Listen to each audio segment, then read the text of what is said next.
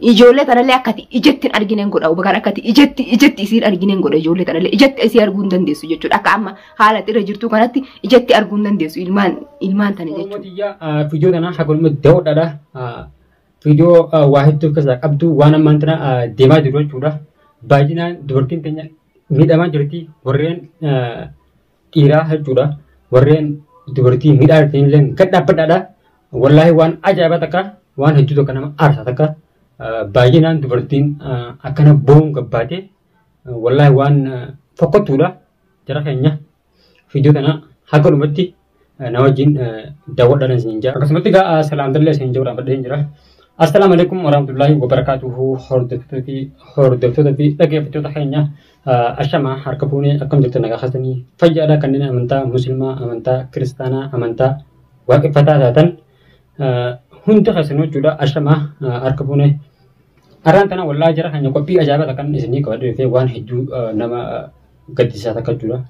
Maaliif waan shamarran keenya irratti deemaa jiru jechuudha. Wallaahi saada tuubee saadan hedduu takka rakkattee rakkoo keessatti jira keenya. Dubartiin keenya baay'inaan miidhamaa jirti. Asumatti dubartiin keenya tun jechuudha. Dubartiin miskiin jechuudha. Dubartiin imaana qabdu jechuudha. Rabbiin nama jaalatu tokko ni mokkora jechuudha jira keenya. Kanaaf jecha dubartiin keenyas wal keessatti jechuudha. Maaliif dubartoonni keenya baay'inaan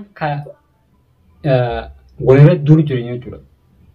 Hojiin isaanii osoo waan biraa osoo hin ta'in jaarsuma irratti haraasa walirra duuru jireenya jechuudha. Wallaahi an baay'inaan dubbiin yamantuuni hedduu irraa dubbataa ture. Waan hedduu tokko nama aarsaa takka jechuudha. Wanni yaman keessatti deemaa jiraatun waan ajaa'ibaati. Garuu wallaahi alaamaa qiyaamatee isaa jara keenya qiyaamaan gisii dura dhaabbatuudhaa haate yaman irraa jalqabdi jedhanii. Rabbi egaa balaa sana hunda jala rabbiin nagaa nu haa baasu. Garuu ammoo dubartiin akkana gabbaatee boon wallaahi waan tokko nama gaddisiisaa takka. Shari'aan hayyamte jira keenya haga afurii hayyamte. Afuran san akkatti fudhantu jira. Akkati shari'aan hayyamtee jira. Shari'aan taan miidhaa taan wanni godhaan jenne. Haa namni ulaagaa jaartiidhaa guutuu hin dandeenye kun guma jaartii lama takka bira dabarsee fuudhuun qabu. Taan wanni godhaa taan gammachiisaa taan boonsisaa jechuudha. Wallaahi saadaa hedduu akka nama miskiina tokko jara keenya mi'a asumaan karaa isheedhaa isin dabarsaatii hamma nama qophii jetti nafaan tura. Akkuma duraanii amanitti wal lolaa turre jechuudha. Ammallee isiin miidiyaa sanarratti ol baatee waa meeqa jechaanii turte waa meeqa jechaanii turte jechuudha. Isiidhaan walitti deebi'uu fedhanaan jedhee jechuudha.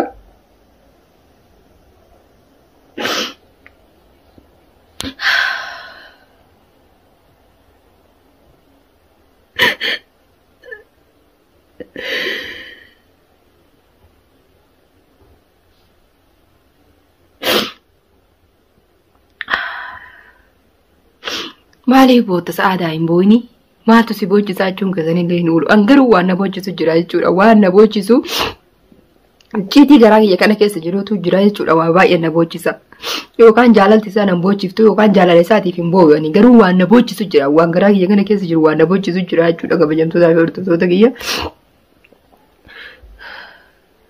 Jara kan jennuuti biyyoon tun haala kanaan bu'aa jirti. Wallaahi dubartii akkana miidhuu jechuun dubartii takka erga fuutee bultii wajjin jaarte jechuun ilmaan wajjin horatte booda garagaltee guyyaa kansaa irraan fuutee akkasitti mirga ishee cabsitee akkasitti lafa darbite takka lafa darbite waan hedduu safuu takka waan guddoo takka jetti yaada.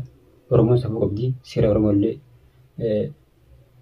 cabsitanii warri gocha kanaa kana dalaguu jirtan warreen dubartiirraa fuutanii dubartii miidhaa jirtan dhaamsan isin dhaamaa bilis waan akkanaan dhiisadhaa miidiyaan gubbarraa nutti iyyaan olina. Dubartiin illeen yoo inni filatee saada dhaamsa si dhaama yoo inni filatee hara jaartii taanii deebi'ee ifirraatti dhiise guuba kara. Wallaahi Isitii dalagadhuutii ilmaan kee guddifadhu. Gafuu namaan turtuu karaa sitii bitillan. Kanaaf hojjaa du'aa godhaa fi rabbiin si wajjin haa jiraatuun siin jedha. Waan naan jedhana hiikeetiin hin jira anisii hiikeetiin hin jira gadhiiseetiin hin jira anaan jedhe jechuudha ammatu garuu mootu har'as deebi'ee anisitti deebi'uu isii walitti deebinaa isii walitti deebi'uu fedhaa isii waliin jiraachuu fedhaa naan jedhe kabajamtootaa fi hordoftoota kiyya kaleessuma miidiyaa kanarratti ol baatee waa meeqa jechuun jirti waa meeqa jettee arrabsu jirti jechuudha isiin tun isitti deebi'uu fedhaa gisee inni naan jedhu. Ano so isi sadhiisee deemee dhalaa biraa fuudhee waan takkaallee hin aaru. Garuu ano mootu har'a waa lama qofan isaa dhaamuudhaaf miidiyaa kanarratti ol ba'ee jechuudha waan biraallee haasa'u hin dhufne jechuudha waa. Jara keenya maal ta'etan bottiin soban taatu wallaahi akkuma tana sobaan jaakkisaatiin tana dhugaadhaan bultii wajjin jiraadha jettee yoo yaadde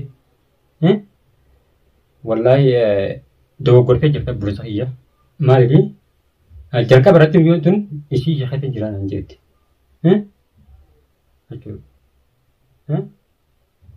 Yoo dhuguma san itti himee inni yeroo sanuu wajjin jaatu jira.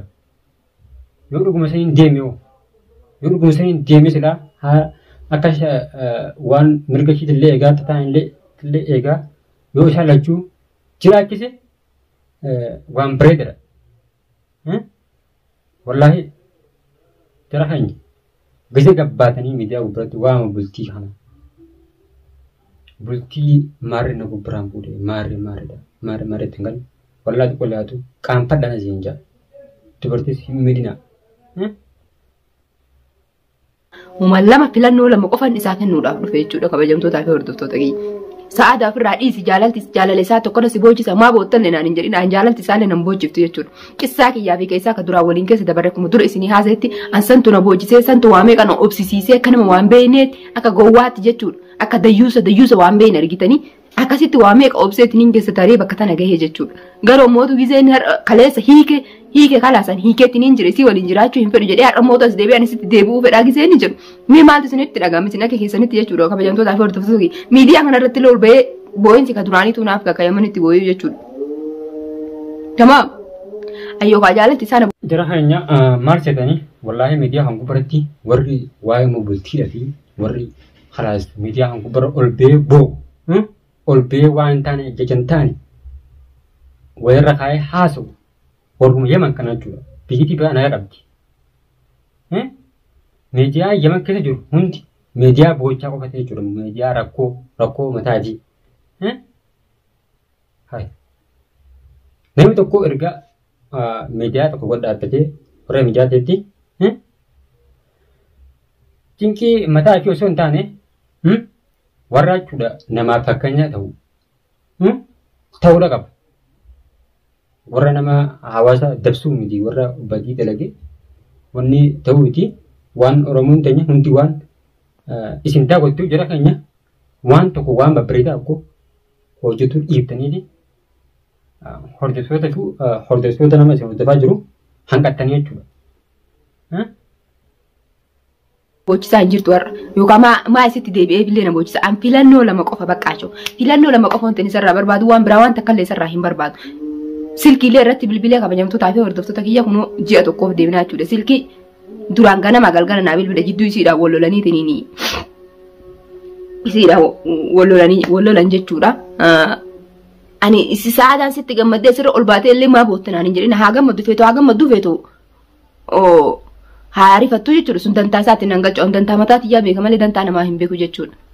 Hiikeetiin hin jira anisii waliin jiraachuu hin barbaadu hiikeetiin hin jira jedhe har'a mootu as deebi'ee gizeen isii waliin jiraachuu fedha isitti deebi'uu fedhaa gizeen naan jedhu kaleessa miidiyaa sanarratti ol baatee waa meeqa jettee arrabsuu turte waa meeqa jettee isa tuffattee jechuudha.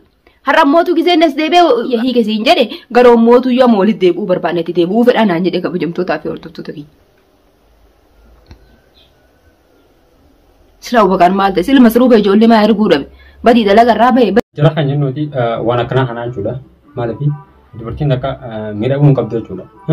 Keessattuu jaartii dura jalqaba wajjin bultii jaartee wajjin ilmaan irraa horte takka ati ilmaan kanaafuu yaadne jechuudha. Wallaahi. Isi deebi'ee ammas hijiba bultiin keessa hijibni jiraannan bultiin hin jirtu jechuudha.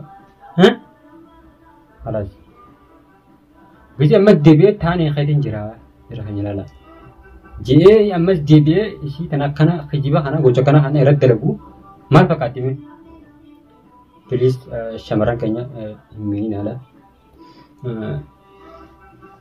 شمران كنيا لان أوسك أبدا أبدا يوغي يرتكا دبان سديمتي garum atuman daban watin tim wallahi